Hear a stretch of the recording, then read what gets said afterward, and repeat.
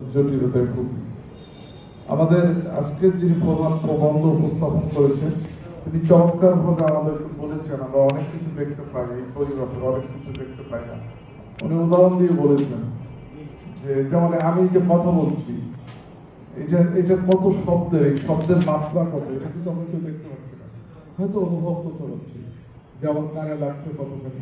যেমন আমরা লক্ষ্য করেছি যখন আমরা প্রথম ভিডিওটা চালাই তখন আমরা খেয়াল করলাম যে একজন আমাদেরকে বলে দিলেন আমরা যেন সাউন্ড একটু কমিয়ে দিই কারণ আমাদের কানে লাগছিল। আমরা এই রুমের মধ্যে যখন এসে বসেছিলাম তখন প্রচুর ঠান্ডা লাগছিল। আমাদের প্রধান অতিথি মহোদয় বলেছিল একটা এসে বন্ধ করে দেওয়া হবে। আমরা দেখতে পাচ্ছি না কিন্তু অনুভব করতে পারছি। তো আমাদের এই পরিমাপের অনেকগুলো এগুলো কিন্তু বুঝতে পারি না, অনুভব করতে পারি।